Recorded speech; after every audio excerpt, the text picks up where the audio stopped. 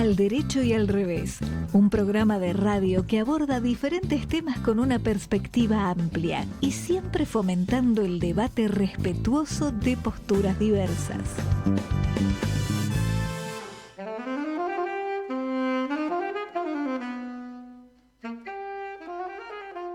Hola, ¿qué tal? ¿Cómo andan? Iniciamos el programa número 345 de Al Derecho y al Revés. Ahí están firmes. Marta y Mercedes en el estudio y yo estoy aquí por el Zoom. Así que, ¿cómo les va? ¿Qué tal? Hola, Alejandro. La semana próxima te tenemos nuevamente acá, ¿no? Sí, desde ya. Hoy traté de ir a cubrir en directo el juicio a Donald Trump acá en la Corte Criminal del Estado de Nueva York, pero no me dejaron entrar porque no me había afeitado. Me parece que porque estaba sospechoso o No algo te por el privas de estilo. nada, ¿eh? No te privas de nada. De paso lo multaron otra vez, hoy Marcelo hablaba de eso la semana pasada, hoy le aplicaron otros 5 o 6 mil dólares, no sé, igual para él eso es irrelevante, porque otra vez interrumpió a los testigos a los gritos y el juez le dijo que la próxima sencillamente lo iba a declarar en desacato y lo podía incluso meter preso, así que bueno, caldeados los ánimos. Pero en la calle no había nadie, ¿eh? Les cuento que en la calle había 20 móviles de televisión y de radio impresionantes, hermosísimos, decenas de periodistas esperando y absolutamente nadie más que, no sé, Eve y yo mirando a ver si lo veíamos salir a este muchacho. Bueno, te vuelvo a repetir, no se privan de nada, ¿eh? Es interesante. De todas maneras sale lo que acabas de plantear respecto a las formas agresivas y rupturistas. Pareciera que vende bien en la política, ¿no? Yo creo que es un gran tema para tratar con nuestro invitado en la segunda mitad del programa, con Eduardo Fidenza, que ha escrito bastante en las últimas semanas en particular. Y efectivamente, Mercedes, coincido que hay una analogía además entre personajes de muy distintas posturas políticas en teoría, ¿no? Es decir, gente como Milei con puntos de contacto muy fuertes con Cristina Kirchner o con un Maduro o ni hablar con un Trump o con un Bolsonaro, y bueno, es parte de esta violencia que impera en la política mundial, Sí, ¿no? para decirlo, para decirlo en lunfardo, estas actitudes groseras, despectivas, no sabemos bien por qué, pero garpan, ¿no? Sí. Hablando académicamente, Exacto, sí, tal cual, tal cual. exacto, tal cual, Marta. Pero lo que por ahí no parece garpar tanto y sin embargo es como la base del desarrollo de la humanidad, es la cultura, ¿no? Y Exacto, sí. Y yo quisiera, porque ya se está terminando la Feria del Libro 2024, quisiera que habláramos un poquito de esta Feria del Libro, de las ferias del libro en general, no sé qué les parece. Yo diría, en primer lugar, que las ferias del libro, no solo de acá, sino de distintas partes del mundo, son importantísimas herramientas de comunicación. Promueven y valorizan la literatura, el conocimiento, el acceso al libro, la formación de nuevos lectores y lectoras. Lamentablemente este año vino complicada la feria, pero aún así les puedo asegurar, no sé si ustedes han ido, los invito a que vayan a todos y fíjense en internet, Feria del Libro 2024 Argentina, porque si no les puede aparecer de otro país, programa, y van a ver la cantidad de eventos que hay para todas las edades, para todos los gustos, para chicos hay una cantidad de cosas fantásticas y además, mencionando a los chicos, les digo, menores de 12 años entran gratis, docentes también, jubilados y jubiladas también. Bueno, no se pierdan esta oportunidad. Y yo les cuento que esta semana, antes de que cierre, voy a ir a ver 2 presentaciones. Una se llama Las dos almas gemelas de Estados Unidos. Es el miércoles 8 a las 19 horas. El autor es Jorge Argüello, quien fue embajador de Argentina en Estados Unidos hasta hace muy poco. ¿Y saben ustedes quiénes presentan ese libro? Pichetto, Lustó y Bielsa, Rafael Ah, qué Bielsa. interesante. Y Interesante. Nancy Pasos va a ser la presentadora. Acompañan estos políticos que les mencioné y es en el Pabellón Amarillo, Sala Alejandra Pizarnik. Y Mira. después, el día jueves, a las 19 horas, voy a ir a ver la presentación del libro de un gran amigo de este programa, Oscar Oslak, Qué que grande. Uno de los que más entiende del Estado del en la Estado Argentina. y lamentablemente tampoco escuchado a veces, ¿no? El libro es La formación del Estado argentino, es en la sala Rodolfo Walsh, en el Pabellón Amarillo. Bueno, si andan por ahí, nos vemos. Sí, yo no invito a nada más que a comprar. Por lo pronto, un libro. Estuve en una de estas presentaciones de libros en la feria, que para mí es como una aventura anual imperdible. Da alegría ver que a cualquier hora y en cualquier de los pabellones hay una diversidad de personas enorme, como una marea humana alegre y curiosa mirando los stands. Es verdaderamente una maravilla. Bueno, estuve en la Feria del Libro para la... No digamos presentación, todavía no lo fue, pero sí para la firma de libros de Analía Sivak, su última novela, que se llama El Instante. Esto fue el 29 de abril. La hemos recomendado específicamente en este programa, recuerdo, porque creo que fui yo el que lo presentó y me parece una novela magnífica. Y bueno, recomiendo que accedan a esta novela. Y también la firma de Triángulos Plateados de Flora Proverbio, que también presentamos en el programa y que aquellos que no la leyeron también recomiendo. Tiene que ver con la sexualidad de la mujer después de los 50 años. Buenísimo, buenísimo. Magnífico, gracias por la mención al libro de Analía. Y bueno, y Agustina Basterrica también anduvo por allí, ¿no? Sí, ella sobre todo hablando ponderando a la feria en sí, haciendo referencia justamente a que cada vez le gusta más, ¿no? Que cada vez está mejor. Y yo no sé si hay años en que tiene un perfil más tranquilo, pero lo que es fascinante es que lo sostiene la gente.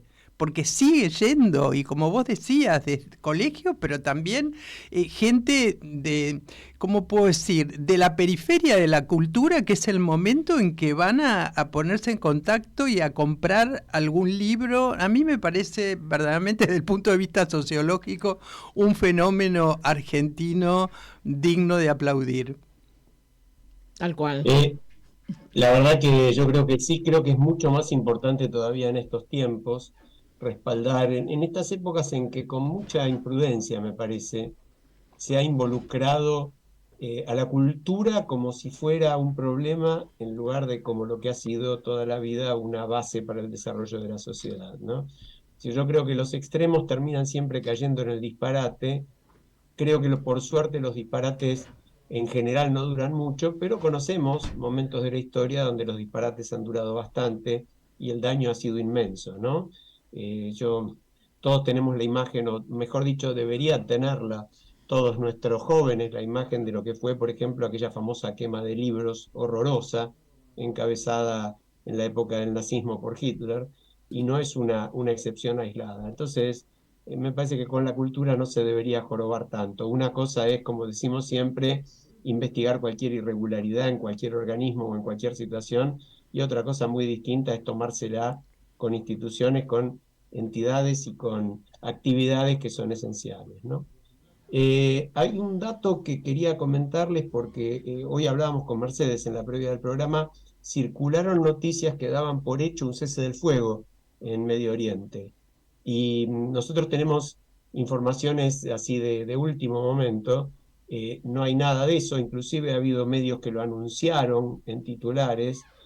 Hay noticias muy fuertes de la zona donde habitantes de Gaza bailaban en las calles y celebraban el cese del fuego, y el cese del fuego todavía está un poco lejos de producirse. Netanyahu acaba de anunciar hace 10 minutos que va a continuar con la ofensiva, pero anuncia que manda una delegación para negociar. Egipto es el que tuvo la iniciativa. Así que bueno, lo comentamos más que nada porque es un momento de confusión en la información. Teníamos este dato y quisimos comentar. Ay, qué importante, Alejandro, gracias, gracias. Y bueno, ojalá prospere esta circunstancia de tregua, de acuerdo y de fin de esta horrible y crítica situación de guerra.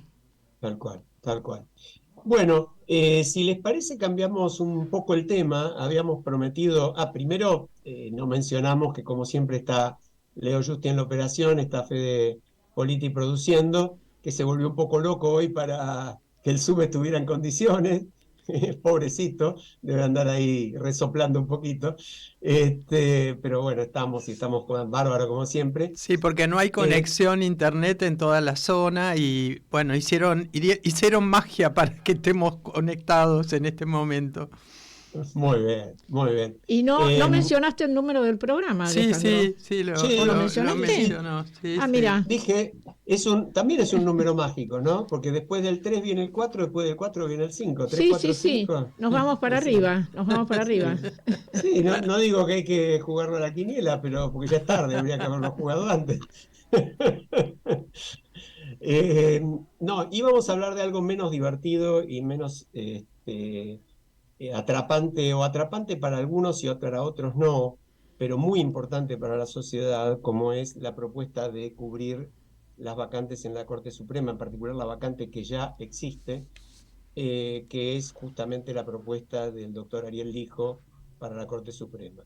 Hemos hablado un poco del tema en el programa, pero en esta última semana se han producido varias presentaciones de muy, muy buen nivel, gran profundidad, mucha seriedad, de entidades insospechadas por completo de tener algún planteo contra este gobierno, por ejemplo, como Será Justicia, una agrupación que más bien se ha inclinado por ahí con gente que estuvo participando del gobierno del PRO, y Fores, una entidad muy destacada, que ha tenido un gran presidente que nosotros conocemos muy bien, que es nada menos que Marcelo de Jesús, y sé que Marcelo también estuvo muy involucrado en la presentación que Fores ha hecho.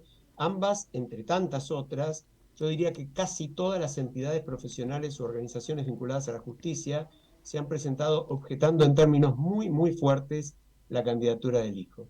Entonces, si les parece, tenemos un audio de Marcelo que nos explica justamente de qué se trata el tema para introducir el debate. ¿Lo escuchamos? Hola Alejandro, Marta, Mercedes, Carlos. En una edición fuera de programa, les envío esta columna sobre un delicado tema para Argentina: la selección de un juez para la Corte Suprema. La ONG que integro, Fores, ha hecho una detallada impugnación del candidato propuesto, doctor Ariel Lijo. Veamos entonces las razones. La primera impugnación es que la propuesta carece de fundamentos. El gobierno invierte la carga de la prueba sosteniendo que las impugnaciones no están fundadas, cuando es exactamente al revés. Nunca se ha expresado qué razones justifican la elección del doctor Lijo. Por ejemplo, el doctor Lijo es juez hace 20 años, pero el gobierno no ha puesto ninguna estadística, indicador o resultado de su trabajo. Si uno entra en el Poder Judicial, no hay estadísticas. Las últimas son del año 2012 y no tienen datos de cada juzgado. El gobierno no ha expuesto, por ejemplo, cuántas causas entran por año, cuántas se resuelven, cuántas prescripciones de la acción penal ha tenido, cuántas sentencias han sido anuladas y, sobre todo, no hay una sola palabra sobre cuánto duran las causas en su juzgado. La segunda impugnación es que el CV del doctor Lijo no se condice con su actuación. Por ejemplo, se señala que el candidato hizo un exitoso curso sobre la recuperación de activos obtenidos de actos criminales. Sin embargo, no existe un solo dato de cuántos activos recuperó su juzgado. Tercero, el doctor Lijo no ha aclarado públicamente su asociación con emprendimientos comerciales, manteniendo un indeseado estado de sospecha. Eso contradice todos los principios para una selección de un cargo de idoneidad como es la Corte Suprema. Por ejemplo, maneja o ha manejado un Mercedes-Benz, es decir, un auto muy por encima de sus ingresos. Ese auto pertenece en realidad a una compañía de seguros de su hermano que posee Porsche y otros autos similares. De acuerdo a convenciones internacionales de las que la Argentina es parte, como el GAFI, el doctor Lijo viene a ser el beneficiario final de ese auto, dado que un Mercedes no tiene ninguna relación con el giro comercial de una empresa de seguros. Pero el doctor Lijo no ha aclarado en forma pública y terminante que no tiene ni parte ni beneficios en esa sociedad. Y tampoco ha aclarado por qué reparte premios de un aras que se supone no le pertenece. Es decir, la conducta pública asumida por el candidato es de por sí sospechosa. El doctor Lijo pertenece a un fuero como el Criminal y Correccional Federal, vulgarmente conocido como Comodoro Pi, que no genera confianza en la sociedad. De acuerdo al índice de confianza en la justicia elaborado por Fores y la Universidad de Itela, sobre una encuesta preparada por Poliarquía, el 88% de la población cree que la justicia es poco o nada independiente y el 90% considera que es poco o nada honrada y honesta. El índice de transparencia internacional muestra que en los últimos 4 años Argentina descendió 36 lugares, o sea que la corrupción se ha extendido cuando el fuero que integra el doctor Lijo debería disminuirla. No solo eso, en un trabajo de Fores presentado en la OEA en 2022, se mostró que dicho fuero no tiene casi condenas por corrupción, aunque tampoco tiene declaraciones de inocencia. O sea, son todos sospechosos, pero los jueces de dicho fuero no toman decisiones. Y en la última estadística disponible, se mostró que entre el año 2008 y 2012, de 65 sentencias por corrupción, 64 concluyeron por prescripción, es decir, por demoras de la justicia. Finalmente, unas palabras sobre el CV del doctor Lijo. Allí se detalla, por ejemplo, su actividad en la enseñanza. Eso realmente no tiene relación con la judicatura. Las habilidades para ser profesor no significan que sea un buen juez. Y como si esto no bastara, el ministro de Justicia, que coordina apoyos e impugnaciones, debería haberse excusado. El doctor Cunio Olivarona es abogado defensor del doctor Lijo y existe entonces un claro conflicto de interés. Y con esto los dejo hasta nuestra próxima columna. Gracias, Marcelo, como siempre. Muy bueno el aporte. Es realmente muy interesante lo que ha hecho Fores, pero como decía antes, no es la única entidad, por el contrario. Yo diría que no hay una sola que prácticamente no haya criticado en términos durísimos. Yo no los voy a demorar mucho, pero les voy a leer un párrafo que dice de Será Justicia. En lenguaje llano, Ariel Oscar Lijo parece ser un juez quien luego de tantos años en el oficio conoce los mecanismos procesales y legales necesarios para erigirse en un gran proveedor de impunidad, camuflando su actuar bajo una fingida actuación en favor de la evolución del proceso de que se trate. Tremendo, tremendo. Sí, bueno, te cuento, Alejandro, porque vos no podés ver completamente el piso. Ha llegado ya nuestro invitado de hoy, que, bueno, le vamos a hacer escuchar nuestras observaciones, nuestros comentarios, nuestras reflexiones sobre este tema, que es, como te habrás dado cuenta, Eduardo, la posible designación del juez Lijo. Yo me voy a remitir a unos cuantos años atrás para que veamos qué poco avanzamos en tantísimas cosas. Y me voy a remitir a la mesa del diálogo para la justicia. Ustedes recuerdan que el diálogo argentino tenía varias mesas, mesa de reforma política, mesa para la justicia, etcétera. En esta mesa lo que quedó claramente establecido es que la autoridad de un juez descansa no tanto en sus conocimientos jurídicos, sino en esa idoneidad ética que la sociedad reconoce y exige del que se va a desempeñar como juez. Y esto incluye buena reputación, convicción ética de su rol, imparcialidad, merecer confianza, etcétera. Bueno, como vemos, en esta postulación no se exhibe ningún resultado que ponga en evidencia esto, y lo que sí, Lijo aparece como un tiempista, ¿no?, que acelera o demora causas según los intereses involucrados. Totalmente. Y agrego, Marta, fíjate que hoy hay una noticia que cuando uno la lee ya no encuentra palabras, ¿no? Hay una denuncia penal muy fuerte contra la actual jefa de la aduana. La actual jefa de la aduana era la segunda de Mitchell, el anterior jefe de la aduana, durante el periodo de Sergio Massa. Hay una denuncia muy, muy fuerte. ¿Y a quién le toca la causa? Le toca al juez Lijo, no tiene ninguna particularidad. Pero ¿qué sucede con esta persona? Que tiene una sociedad con un tal Alfredo Lijo, la señora Rosana Lodovico, jefa de la aduana, a quien el gobierno, a pesar de la gravísima denuncia en su contra, que implica haberse apropiado de $250.000 desde su gestión, resulta que era socia del tal Freddy Lijo, el que comparte el aras con su hermano. ¿Puedo hacer uso de una de las tantas groserías que escuchamos, pero cambiando el sentido? Bueno, viva la casta, carajo. Tal cual, así es, así es. Bueno, dale, espera. Mercedes, ¿vos querés decir algo o no? Sí, no, yo me quedé con el tema de las estadísticas de éxito de las funciones de los jueces. Si es común, a ver, pensé y me quedé preguntándome cuánto la ciudadanía conoce de la performance de sus jueces, por ejemplo. Es decir, ¿en dónde está esa información? Si uno habla del derecho de la información, del derecho al acceso a la información pública, sería interesante que pudiéramos mostrar estos datos. ¿Dónde están? ¿Quién los provee? ¿Cómo se logran? ¿Cómo se explora la ciudadanía? ¿Cómo tiene acceso a eso? Es una larga lucha, vos sabés, de muchas entidades vinculadas con la justicia. Fores es una de ellas, Poder Ciudadano, ni hablar, en sus momentos, pero no, esa información no se abre. Lo que sí es concluyente y terrible, lo que dijo Marcelo, ¿no?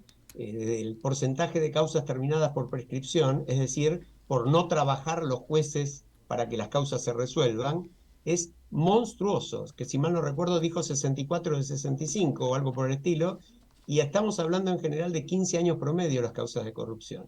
Entonces ese argumento que dio el otro día el presidente diciendo que quiere designar a alguien que conoce muy bien la justicia desde adentro, y bueno, yo preferiría designar a alguien que esté muy dispuesto a cambiar lo que es la justicia desde adentro.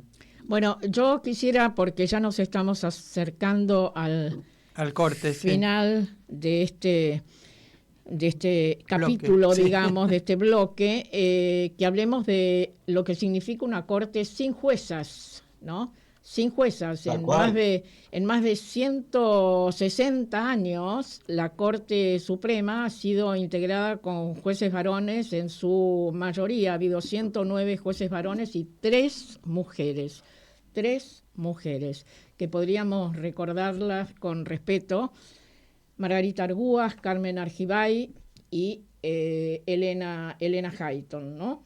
Y bueno, ahora hay que reemplazar en algún sentido o ocupar el juez que venga en lugar de Elena Hayton, y no hay, salvo la Asociación de Mujeres Juezas, la Red de Mujeres para la Justicia, no hay demasiados reclamos en este sentido, ¿no? Y se está realmente desconociendo la importancia de la visión femenina en un área tan importante del Poder Judicial, y además violando algunos tratados, como por ejemplo el de la Convención contra todas formas de discriminación específicamente, y que hace referencia a las mujeres, ¿no? Bueno, no sé qué opinan ustedes. No, es que es así, indudablemente, Marta, es así, y la verdad es que la designación tenía que ser de una mujer. Lo que atruena realmente es atronador el silencio de casi toda la dirigencia política, ¿no? Del tema prácticamente no se habla. Yo quiero justamente ahora preguntarle a Eduardo, pero él ya lo ha dicho en notas recientes, si estos temas tienen alguna trascendencia en la sociedad. Ni siquiera el hecho de que no se designe una mujer ha conseguido que por lo menos las legisladoras en bloque repudien esta medida, ni siquiera eso. Bueno, si les parece, nos vamos a la pausa y volvemos a la charla con Eduardo Fidanza. al derecho y al revés. Apuntamos a ser caja de resonancia de la sociedad civil y a estimular la participación ciudadana en la vida pública, difundiendo las iniciativas que la canalizan.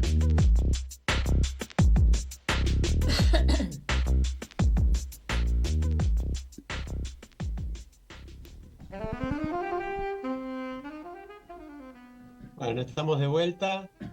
Agua, fuego, tierra y viento, la maravillosa versión de una ya muy veterana y gloriosa Mercedes Sosa junto a una muy joven Soledad, que bueno, de alguna manera marca algunas de nuestras raíces más hermosas. Eduardo Fidanza, bienvenido, gracias por estar con nosotros. Bueno, gracias a ustedes por la invitación, Marta, Mercedes, Alejandro, un gusto y a disposición para charlar. Bueno, Eduardo, no lo vamos a presentar menos en extenso, lo conoce en general todo el mundo y lo conoce nuestra audiencia en particular, sociólogo, analista político, investigador social, director de Poliarquía. Para mí, una de las opiniones más autorizadas para opinar desde una base sociológica fundada con datos. Yo quería arrancar, si te parece, con tu columna del domingo en Perfil, que me pareció magnífica, donde vos planteás que el consenso o el disenso con cada gobierno son de alguna manera la consecuencia de una suma y resta de factores que le dan a cada persona un saldo favorable o desfavorable, algo que llamás el álgebra del conformismo, y el análisis es que hoy la conformidad social con el actual gobierno está por ahora consolidada. Ahora, yo ahí me pregunto, en esa álgebra, ¿no entran, según los datos de las encuestas que ustedes manejan, según las percepciones que ustedes tienen, factores como los cortes en el presupuesto educativo, la postulación del hijo, o Tierra del Fuego, o los privilegios de Otero, o ese tipo de cosas? ¿No son trascendentes? Yo te diría, Alejandro, en principio que no parecen trascendentes. Acá habría que establecer una línea de tiempo. Si vamos hacia atrás, lo que vamos a dar cuenta es que como la Argentina hay problemas básicos que no los resuelve, cuando uno hace la historia de la pregunta a lo largo de las décadas, ¿cuál es el principal problema de este país?, uno siempre va a encontrar que el principal problema es la economía o la inseguridad. En la medida que la economía y la inseguridad no se resuelven, la gente no sale de ese estadio. Entonces, lo que no hay es una sofisticación, por así decirlo, de las demandas. Y entonces hay cuestiones que no afloran nunca. Por eso, en estos rankings, educación, salud, calidad institucional, nunca aparecen como temas relevantes. Cierto es que, sin embargo, y esto deberíamos preguntarnos, antes de la llegada del actual gobierno, empezaron a emerger en las encuestas un malestar por la clase dirigente, manifestada por los políticos o por los que demandan o por lo que fuera. Eso sí empezó a aparecer, pero lamentablemente los temas de justicia, los temas de salud y educación están muy relegados. Y nosotros, por ejemplo, en uno de los estudios nuestros últimos, preguntamos sobre la cuestión de la postulación del hijo, y aproximadamente el 60 y algo % de la gente no sabe quién es el juez Lijo. Quiere decir que la discusión sobre esta postulación es más bien restringida a la parte de la sociedad que tiene más información.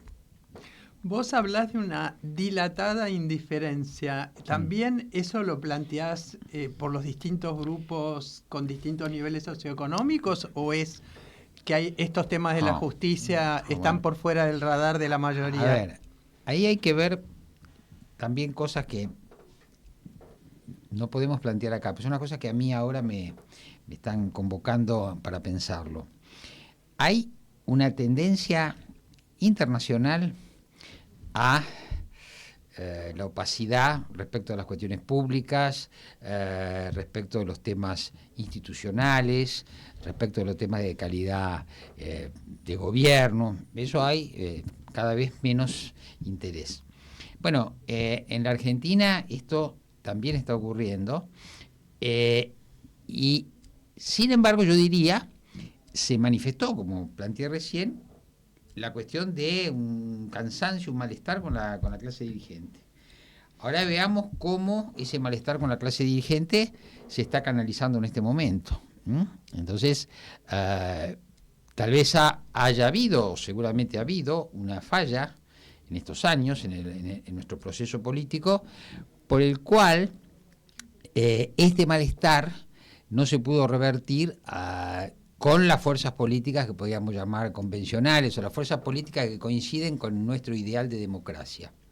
Bueno, ahora estamos en esta fase. Ahora, cuando yo sostengo esto, merced de la dilatada indiferencia, y bueno, estamos esperando los datos de este mes, pero ya vamos viendo que la gente le va a dar, el promedio de la población seguramente le va a dar más importancia a la caída de la inflación que, por ejemplo, a la marcha universitaria, que el día que ocurrió la marcha muchos pensamos este es un antes y un después, pero después eso también se pinchó. Entonces, bueno, la gente está atendiendo a eso. Si el principal problema de la Argentina siempre es económico, la gente lo que está esperando es que se resuelva un poco ese problema. Exacto. Vos decís en una parte de este último artículo, justamente, que si este gobierno logra estabilizar la economía y no tienen una oposición sólida, puede durar mucho más de lo que imaginamos.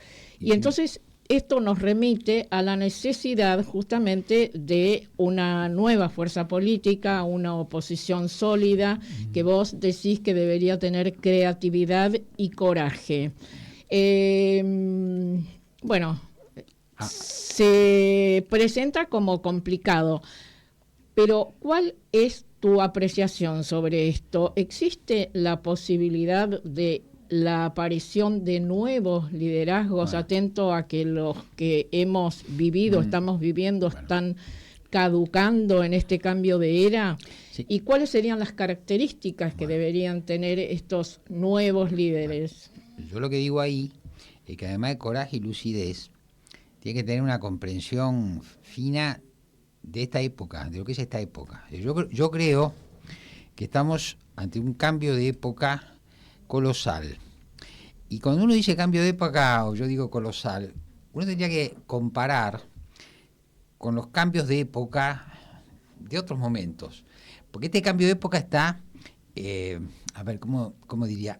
Completamente acelerado y cada vez más por las innovaciones tecnológicas. Claro.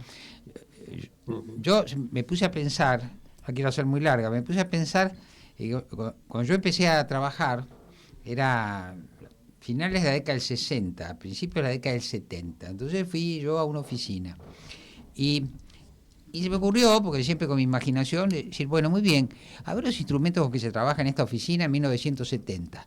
Y encontré que la mayor parte de los instrumentos básicos de un trabajo administrativo eran los mismos que los de 1930. La máquina de escribir, la calculadora, todos los elementos con los que uno escribía. En esa época se escribían cartas, bueno, se iba al banco. Veamos cómo se trabajaba en el año 2000 y cómo se trabaja casi 25 años después. Es más, veamos cómo se trabajaba hace 7 años, 8 años, por ejemplo, antes del WhatsApp o antes. Entonces lo que vamos a dar cuenta que los cambios impulsados por la tecnología son cada vez más rápidos. ¿Y qué es lo que pasó? Bueno, lo que pasó es que las subjetividades cambiaron y no cambiaron a favor de la idea que nosotros teníamos de cómo funcionaba esto. Hay una cosa importante sobre las instituciones, ¿no es cierto? Yo lo decía en la columna, ahora terminamos la fase de hay un emisor y hay un receptor, porque con las redes todos emitimos, todos recibimos. Eso, en un sentido, es una democratización, porque todos acceden. Pero por otro lado, es un quiebre de una jerarquía que nosotros dábamos por cierta, que era que había uno que emitía y otro. ¿Por qué? Porque el emisor tenía algunas cualidades a las cuales se le atribuían, por lo cual era el que emitía, el otro era el que recibía. Bueno, eso habla de un orden de jerarquías que yo no lo estoy planteando como que esto ahora se desmadró moralmente. No, son cosas que cambiaron. Y por ejemplo, se suponía que el emisor tenía que mandarnos un mensaje verificado, estaba verificado, pero era el emisor, era un científico, era un político, era un miembro de la cultura. Pero acá todos emitimos y recibimos sin que haya verificación. Entonces, ¿qué pasa? Cambiaron los conceptos, cambiaron las formas de vivir. ¿Por qué digo todo esto? Porque yo creo que lo primero que tiene que haber es una nueva fuerza política con gente que entienda, sin horrorizarse, los cambios de época. Tal cual. ¿Me permitís que reitere lo que algunas veces decimos, cuáles son las características de este cambio de época, el famoso VUCA con sus siglas en inglés? Así es. Velocidad, Exacto. incertidumbre, complejidad y ambigüedad. Totalmente. Y la mayoría de la dirigencia política no sabe interactuar con estos elementos, ¿no? Tal cual. Volviendo a los nuevos liderazgos Sí, que vos sí. Estabas delineando como el contexto, ¿no? Sí. Tienen que comprender el cambio epocal. Sí, sí. Pero vos también decís que el liderazgo de Milei, muy en el sentido weberiano, es un liderazgo carismático. Sí. Y entonces ese estilo de liderazgo requiere una serie de atributos y de acciones concretas que me encantaría que compartieras con la audiencia. Bueno, ahí decimos nosotros, los cambios y los quiebres. Acá hay una línea de continuidad. Vamos a verlo al presidente Milei. Vamos a la relación de Milei con sus seguidores. Por ejemplo, a Milei lo que se le pide, y es el lugar donde Milei se ubica, el papel de un visionario, de alguien, digamos, que está pensando en los grandes temas del futuro, no en los temas de todos los días. No le exigen gestión. No le exigen gestión, porque al líder carismático Exactamente. se le exige que se ocupe de las grandes cuestiones. Y la definición de liderazgo carismático es que uno cae fascinado por una figura que no pertenece a la vida cotidiana. Porque la vida cotidiana es gris, ¿no es cierto? Sí, sí. En cambio, Casi siempre. esto es como decía Goethe, ¿no es cierto? El gris árbol de la vida, el verde árbol de la vida y el gris árbol de la ciencia, etcétera. Bueno, muy bien. Entonces, ahí está el líder carismático. No se le pide gestión, se le pide visión. Ahora, ¿qué decía Max Weber, que estudió estos liderazgos, que además provienen de las religiones? Decía, la prueba para sostenerse el líder carismático es el milagro. Entonces no es tan fácil ser líder carismático, por eso siempre tenemos la sensación... Bueno, pero acá tenemos las fuerzas del cielo que pueden colaborar para el milagro. Marta, pero si vos te pones a ver, recordamos en esa semana la semana anterior, ¿no?, que estuvo la marcha y que fue el discurso de Milei, ahí Milei anuncia el 0,2% de superávit fiscal, que finalmente es una fría cifra, como se dice, sin embargo, casi presentada como un milagro. Este es mi milagro, ¿no es cierto? Bueno, a ver, ¿es un milagro? ¿No es un milagro? No nos parece un milagro. Lo que pasa es que en la lógica se requiere esto. Ahora, vuelvo. El líder carismático tiene un tiempo determinado porque necesita esas respuestas. Ahora, en tal caso, lo que creo que puede ser interesante, volviendo a lo que estábamos diciendo, es, por ejemplo, viendo que la Argentina democrática que recuperamos en el 83 ha tenido liderazgos fuertes, ver la diferencia de este liderazgo respecto a los anteriores liderazgos. ¿Y cuáles son las diferencias? Y bueno, la diferencia es, por ejemplo, un uso adictivo de las redes sociales, y después es el desparpajo y la forma. Que el otro día Cristina Kirchner, que ese es un mensaje para gente de nuestra edad, haya dicho, pero yo soy la condesa de Chikov.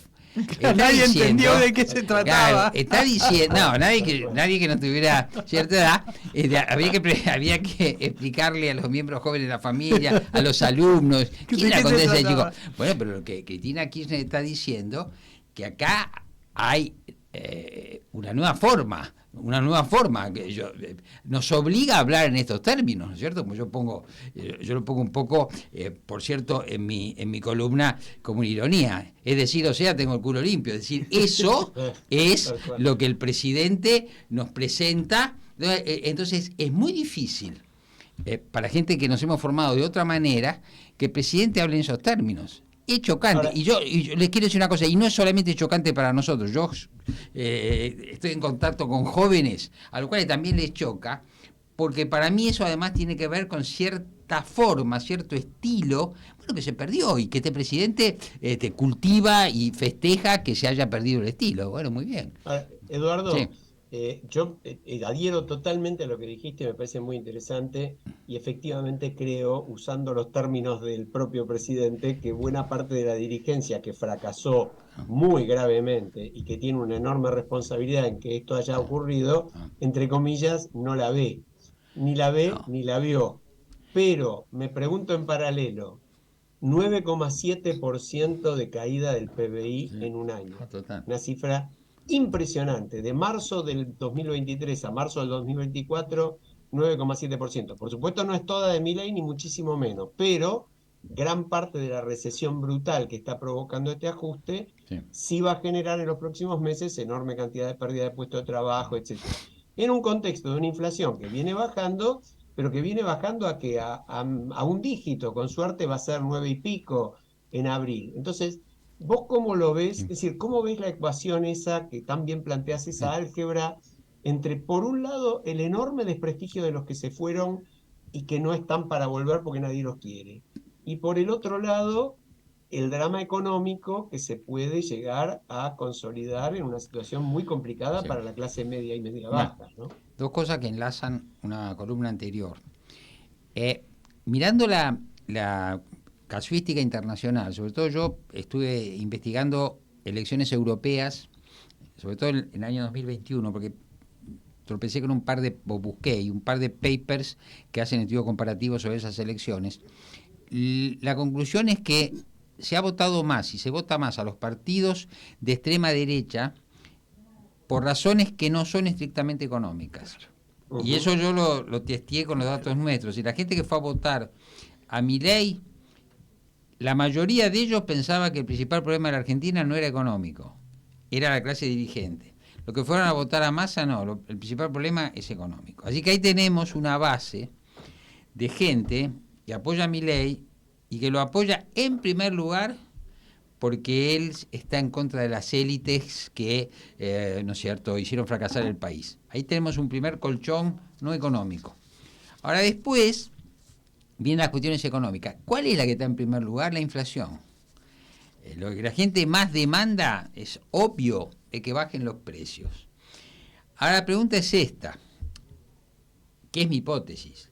Los precios empezaron a bajar. Desde el punto de vista del análisis económico, hay enorme cantidad de inconsistencias detrás de esa baja de los precios, que además no es una baja, como bien decís, Alejandro, muy fuerte, sino que llega a un punto y tal vez se va a quedar ahí, como dice Cavallo. Pero voy a esto, y es un dato importante: la gente sale de las crisis profundas con bajas expectativas. Entonces, mi hipótesis es que esta baja de la inflación, que evidentemente se nota cuando uno va al supermercado, va a darle adicionalmente o va a consolidar el respaldo que tiene Milei, que viene de razones no económicas. Claro que, y ahí viene mi ecuación, yo digo, si la recesión no es brutal, ¿qué podemos esperar en términos de la relación entre inflación y pérdida de empleo? Bueno, que si la pérdida de empleo, producto de la recesión, se empieza a generalizar, lo que pudo haber ganado Milei por esta baja de la inflación lo va a perder pronto. Esta es, digamos, la hipótesis que nosotros podemos construir después de haber visto durante muchos años estos ciclos económicos de la Argentina, ¿no? ¿Y Tal cómo cual. ves la...? Dale, Marta, dale. Sí, en relación a esto que vos hablabas, las características del líder, visionario, etcétera, que no se ocupa de la gestión porque están quienes deben hacerlo, fundamentalmente la responsabilidad de los miembros del gabinete. Lo que se está empezando a hablar ahora de las internas que existen, los halcones y las palomas, entre las palomas francos, el propio Milei, Villarruel, los halcones, Bullrich. ¿Qué reflexión te merece esto? Ahí antes de responder exactamente, hay que decir algo que es próximo. Milei ha tenido una cualidad que es desconcertar. ¿No es cierto? Desconcertar, es el desconcierto, pero bueno, es muy importante, Sí. muy importante, porque cuando uno desconcierta, mientras que en la lucha política, mientras que el otro vuelve al concierto, uno ganó tiempo, ¿no es cierto? Porque lo tiene despistado. Tal cual. Bueno, muy bien. El primer desconcierto fue, ¿cómo puede ser que un señor con este perfil y con esta característica, y todo, se discutió de todo, ¿no es cierto? Con este peinado, llega a la presidencia de la nación? Segundo desconcierto, ¿cómo podemos tener una persona con este nivel de fanatismo? Bueno, ahora tenemos un nuevo desconcierto, mucho más, digamos, rico para analizar y complejo, que es que el que se presentaba como un dogmático, el que se presentaba prácticamente con unos valores casi próximos a la religión, ¿no es cierto?, acorde con el líder carismático y todo esto, se ha demostrado un negociador extraordinariamente desprejuiciado, pragmático, del pragmatismo más llano, ¿no es cierto? Y que está, efectivamente, desde la fuerza del cielo, ahora está, negociando con el inframundo argentino, por decirlo así. Y bueno, entonces ahora hay un nuevo esfuerzo de comprensión, y yo les digo algo, esta duplicación entre un discurso contra la casta, carismático, desprejuiciado, etcétera. Este es un plano, y el otro plano es negociar como sea lo que uno quiera lograr. Bueno, es muy complejo. Si la economía acompaña, tenemos un gobierno, bueno, con mucho nivel de ya les digo, de densidad. Entonces ahí uno tiene las declaraciones de Milei, uno tiene, los libertarios como fenómeno político, sociológico, pero después uno lo que ve son las negociaciones, y el hecho de que Milei, y esto me parece sí es un aprendizaje del poder, necesita las leyes. Claro. Y esto es interesante, porque las necesita para la gestión, pero la necesita para los medios. ¿Qué quiero decir? Como se dice, la ley ómnibus se convirtió en la ley, como decía alguien, autobús escolar, ¿no es cierto? Una cosa completamente distinta. Pero lo más importante es que sacó la ley, o que sacó la primera parte. Bueno, en estos próximos días, porque ya empieza a tratarse en el Senado la ley, en estos próximos días justamente van a empezar a verse las actitudes de las palomas, ¿no? Mucho más que los halcones. Ya entre los gobernadores va a poder distinguirse qué ha pasado, qué tipo de negociación están llevando a cabo con el gobierno nacional para apoyar o no la ley en el Senado, ¿no? Todo lo que de hecho está pasando es una contradicción respecto del dogma que nos vino a presentar Javier Milei, ¿no es cierto?, que es el dogma de un liberalismo. Ahora, la cuestión, y volvemos al principio, es por qué esto no se debate. ¿Por qué no sale una sociedad a decir, pero me trajiste esto y ahora me estás dando esto otro? ¿Saben por qué? Porque hay una enorme asimetría informativa y porque hay mucho desinterés. Entonces, si Milei logra, a mi juicio, resolver o minimizar los problemas que a la sociedad más le preocupan al promedio, esto es mejorar la economía y mejorar la inseguridad, entonces independientemente de lo que Milei haga o diga o se contradiga, se va a fortalecer, porque la gente no está mirando la cuestión pública como la miramos nosotros, en realidad está mirando la cuestión privada, sí, exacto. Que tampoco le podemos pedir al ciudadano medio que sea licenciado en ciencia política, no debemos pedir eso. No. Deberíamos pedir un debate público más rico. Y ahí sí que hay una falla, porque ahora viene la pregunta, ¿y qué oposición? ¿Cuál es la oposición? Claro. Creo que ese es un poco el tema, ¿no? La falta alternativa. Bueno, pero sí, pero hay un punto, Alejandro. El 45% de los argentinos votó opciones opositoras. Y yo no veo una oposición para semejante magnitud de población que tenga la capacidad de representar, porque acá casi la mitad de los argentinos están subrepresentados, y lo que tenemos por oposición ya no es eso. Y después viene el tema. Claro, la oposición se está desmembrando, ocurre en el radicalismo. Bueno, vos hablás de fisuras, ¿no? Sí, yo hablo de fisuras y hablo de algo peor, y yo lamento porque hay gente que ahí está y yo la aprecio, pero yo hablo de que la oposición termina aprobando la ley de ómnibus. Bueno, una parte será por negocios, otra parte un poquito de imbecilidad también, y de incapacidad para digamos el famoso desconcierto que mencionabas hace unos minutos. Y representar. Sí, yo no quiero ser malo en esto. Hay opositores que pueden decir, bueno, nosotros hicimos que la ley ómnibus se transformara, etcétera. Pero voy a decirles algo. La oposición es oponerse constructivamente a un gobierno. Hay muchos argentinos que están en contra de esto, y esto sucedió. Tal cual. Eduardo, se nos acaba el tiempo, Sí, como claro. vos sabés, pero hay una cosa que vos destacás en tu artículo anterior con respecto a similitudes entre el kirchnerismo y el gobierno de Milei, por ejemplo, en cuanto a las reacciones frente a marchas masivas en contra. Se podría hablar también en cuanto al lenguaje, a la descalificación del otro. Me acuerdo de escupiendo a periodistas en la Plaza de Mayo años atrás. Y cómo todas esas cosas tampoco afectaban demasiado al gobierno de Cristina.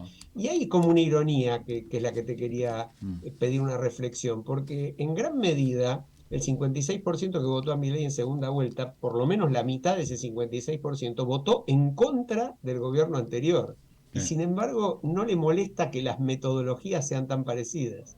No, por ahora no le molestan, pero hay que pensar qué va a pasar con el voto de Milei más ideológico, si Milei no evoluciona hacia algún lugar que a los votantes les parezca coherente. Quiero decir que cuando yo digo que el promedio va a ir a los temas como la inflación o la inseguridad, no dejo de decir que en una proporción menor hay un componente de voto a Milei que ha sido un voto pensado, ¿no es cierto? Ha sido un voto más pensado por razones ideológicas. Bueno, hay que ver si esa gente que, por ejemplo, hay muchos jóvenes, ¿no es cierto?, que votaron un modelo que Milei les propuso, bueno, van a seguir apoyándolo si ven que ese modelo está muy desnaturalizado. Ahora, de cualquier manera, lo que yo les quiero decir es que, tal como se plantean en las democracias modernas las polaridades, la gente se pone de un lado, y una vez que estás de un lado, esto es como si fuera River y Boca. O sea, si yo me defino de uno de los dos equipos, yo estoy del lado de la verdad y el otro va a estar del lado del error. No es tanto lo que se debate, sino el lugar donde estoy y la camiseta que me puse. Interesantísimo. Y eso es interesantísimo. Muchísimas gracias, Eduardo Fidanza, por acompañarnos como siempre, fuera de tiempo, pero bueno, nos vamos hasta la semana que viene con el Nano Cerrati y dejamos a nuestra audiencia tratando de pensar como cada semana lo intentamos. Un abrazo para todos. Gracias, Gracias, Eduardo. gracias, Eduardo.